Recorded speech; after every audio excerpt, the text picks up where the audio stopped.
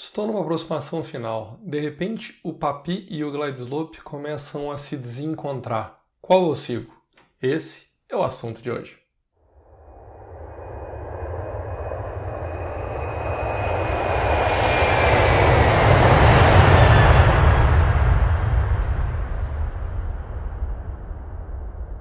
Olá pessoal, tudo bem com vocês?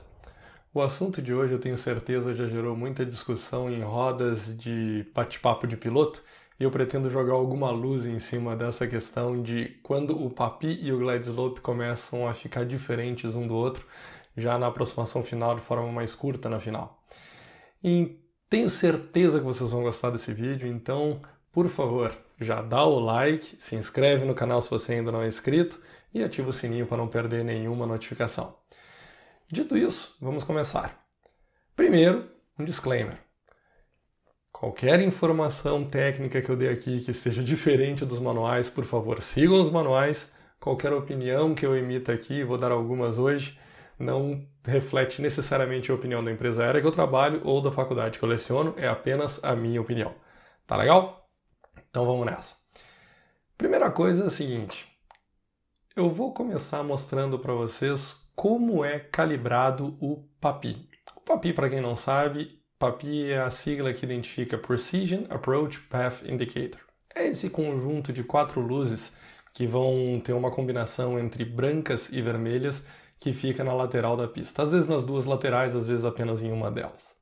Muito bem, vou trazer aqui então uma pista para gente e nessa pista eu vou colocar um Papi em algum ponto já mais avançado na pista, por exemplo 300, 320 metros além da cabeceira.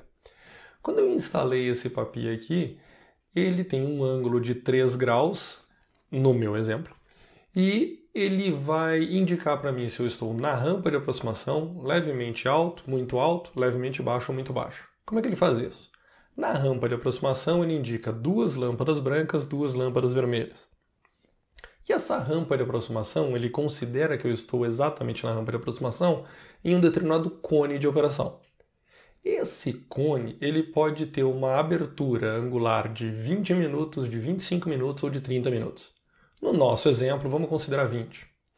Então, se eu tenho exatamente a trajetória perfeita em 3 graus, de 3 graus e 10 minutos até, para baixo, 2 graus e 50 minutos, eu tenho uma indicação de que estou na rampa e eu enxergo 2 lâmpadas vermelhas e 2 lâmpadas brancas.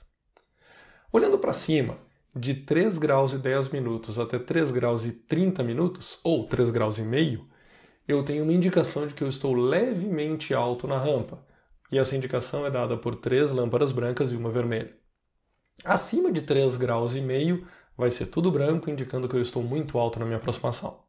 Olhando pelo lado de baixo, de 2 graus e 50 minutos até 2 graus e 30 minutos, ou 2 graus e meio, eu tenho uma indicação de que eu estou levemente baixo na aproximação. 3 lâmpadas vermelhas e uma branca. Qualquer coisa abaixo de 2 graus e meio na minha rampa, eu tenho uma indicação de 4 lâmpadas vermelhas dizendo que eu estou muito e perigosamente baixo na minha aproximação. É assim que ele é calibrado. Só que essa calibração, o posicionamento das lâmpadas é colocado considerando algo além disso. O que é esse algo além disso? Vamos pegar a parte mais baixa da indicação de que ele estaria na rampa. No nosso caso, como a abertura angular é de 20 minutos, 2 graus e 50 minutos. Desse ponto, a gente tira 2 minutos, ou seja, no nosso exemplo, 2 graus e 48 minutos de trajetória. Considerando 2 graus e 48 minutos de trajetória, é onde eu vou fazer a calibração de uma coisa chamada MEHT, ou Minimum Eye Height Over Threshold. É a altura do olho do piloto em cima da cabeceira, a altura mínima do olho do piloto em cima da cabeceira. É quando o piloto acabou de começar a enxergar 3 lâmpadas vermelhas e uma branca. Se a gente pegar uma trajetória, e aqui é trigonometria, do ponto onde o Papi marca 2,48 graus de trajetória uphill e olhar em cima da cabeceira, ali estará o olho do piloto e ali eu tenho uma informação de altura, que será sempre a mesma. É um facho de luz emitido no mesmo ponto. Contudo, Vamos dar uma olhada em dois aviões distintos com os pilotos tendo aquela impressão de olho. Eu vou trazer aqui um Boeing 737, ele para naquele ponto, e quando ele para naquele ponto, o olho do piloto está a exatamente X pés de altura da cabeceira. Se por um acaso eu trouxer um 747, o olho do piloto estará exatamente no mesmo ponto em termos de altura. Contudo, esses dois aviões são muito diferentes em comprimento, em tamanho, em várias coisas. E se a gente fizer uma projeção agora de trem de pouso, se eu pegar o trem de pouso do 737 e traçar uma linha dele indo até o chão, e depois o trem de pouso principal do Boeing 747, uma linha dele indo até o chão, no mesmo ângulo de trajetória, 2 graus e 48 minutos, vocês vão ver que o Boeing 747 tem o que a gente chama de uma Minimum Wheel Clearance, MWC, bem mais baixa. De fato, se a gente pegar as tabelas que a própria Boeing oferece, o papi sendo colocado a 1.000 pés da cabeceira deixa ambos os pilotos a aproximadamente 50 pés de olho de altura. Contudo, o trem de pouso deles vai cruzar a cabeceira em altura muito diferente. O do Boeing 737 cruza a cabeceira a 34 pés e o do 747 apenas 12 pés de altura quando ele passar sobre a cabeceira. Então, como é que o legislador vai fazer, ou como é que o operador aeroportuário vai fazer para calibrar esse papi? Vai ser sempre para um 747? Não. Vai ser dependendo da operação que existe naquele aeroporto. Se aquele aeroporto é um aeroporto como, por exemplo, o aeroporto de Chapecó, quando eu for colocar um papi ali, eu vou pensar na pior aeronave para operar no aeroporto de Chapecó. Essa pior aeronave ela vai ser um 737, ela vai ser um A320, um A321 de repente. Mas não vai ser um 747 pousando naquele aeroporto. Compensação no aeroporto de Guarulhos ou no aeroporto do Galeão, nesses casos sim, lá vai se pensar na pior das aeronaves. Que pode ser o 747, pode ser o A380, pode ser um Concorde que existia na época que de repente o Galeão foi calibrado pela primeira vez. Então, isso está a critério do operador do aeroporto, isso não existe uma regra especificamente definida. Mas sim, é diferente. Agora, qual é a forma de eu calibrar o papi para que a aeronave, por exemplo, mais crítica, imaginando seja o 747, passe com o trem de pouso numa altura mais alta e não esses meros 12 pés? Como é que eu posso fazer isso como operador do aeroporto? Só existe uma forma de fazer isso. A gente desloca o ponto do papi, o ponto onde ele está localizado, ao lado da pista, mais para frente, mais para longe da cabeceira. E quanto mais para longe da cabeceira eu deslocar esse papi, mais alto eu vou passar sobre a pista ou sobre a cabeceira com o meu 747 ou com o meu 737, ou seja lá qual for a nave que eu vou calibrar. Para colocar de exemplo, essa primeira calibragem que eu mostrei, esses primeiros números refletiam um papi situado 1.000 pés além da cabeceira. Esse segundo exemplo agora mostra um papi situado a 1.500 pés além da cabeceira, 50% a mais. Neste caso, tanto o 737 quanto o 747, no nosso exemplo, passam a cerca de 75 pés à altura do olho do piloto. Os pilotos passam sentados com o seu olho a cerca de 75 pés acima da cabeceira. Entretanto, o trem de pouso, quando cruzar a cabeceira, no caso do Boeing 737, vai estar bem alto, cerca de 60 pés. No caso do 747, 35. Bem, explicado como é que o papi é calibrado, vamos explicar como é que o glide slope é colocado ao lado da pista. Aqui eu coloquei uma antena de glide slope com um ângulo de 3 graus exatamente igual ao papi. Agora, não me preocupo mais com o olho do piloto recebendo a informação. Quem recebe a informação da antena de glide slope é a antena receptora no avião. Não é mais o olho do piloto recebendo uma informação visual de lâmpadas do papi.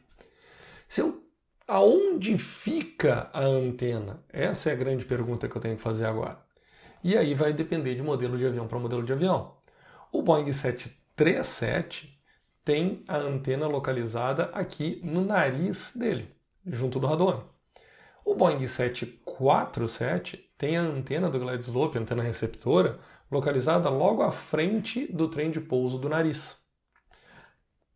Dito isso, observem o que acontece quando eu colocar os dois alinhados com a antena do glide slope sobre a cabeceira.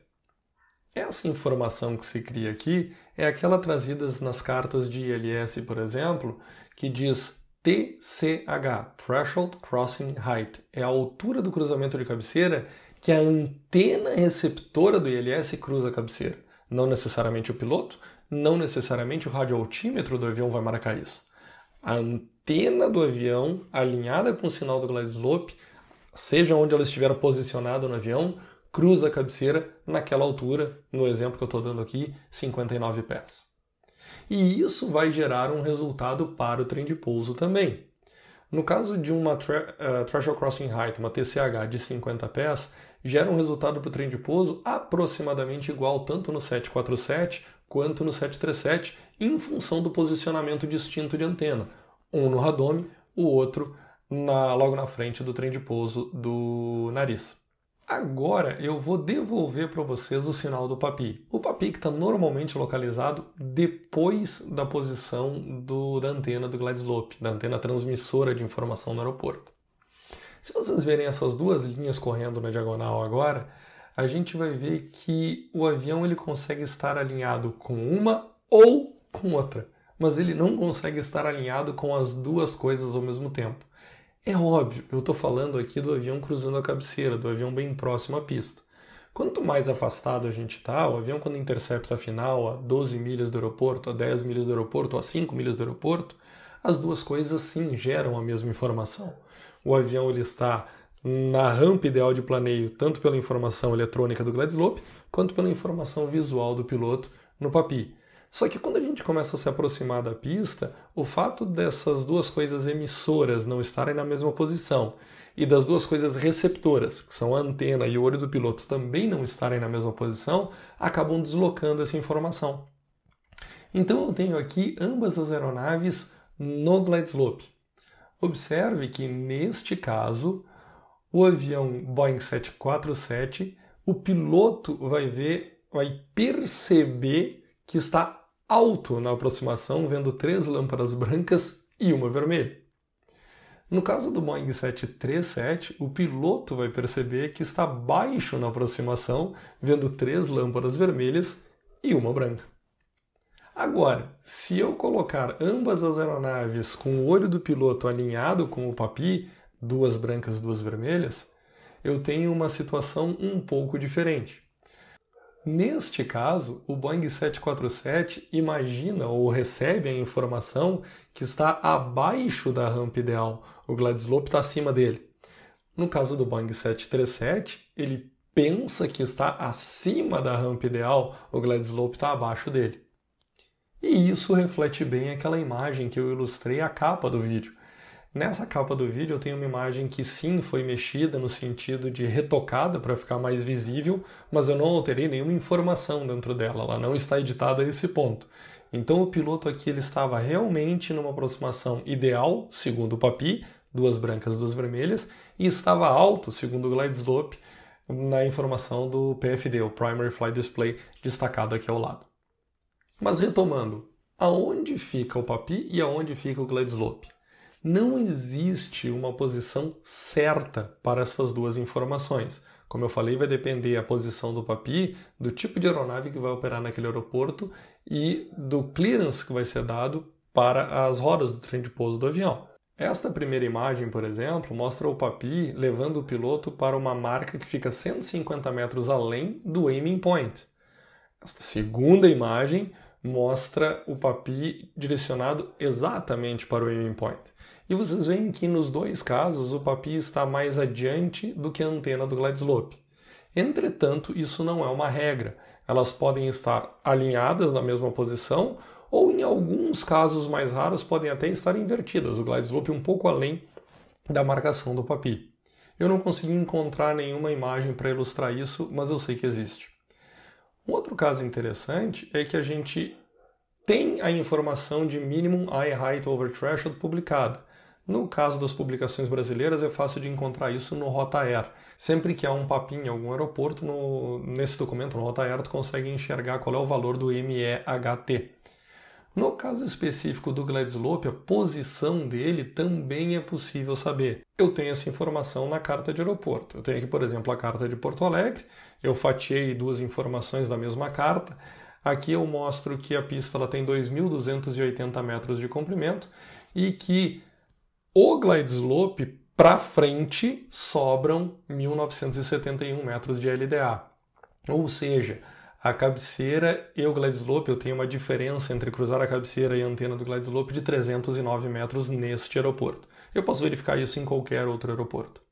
Tudo que eu mostrei para vocês até este ponto específico foi um dado técnico, mas aí fica a pergunta. Eu fiquei convencido de que os dois podem diferenciar em algum momento, ali de 200 pés para baixo começa a haver uma discrepância entre os dois. Qual eu sigo? Bom, não existe uma resposta certa para isso, e aqui eu vou emitir a minha opinião apenas.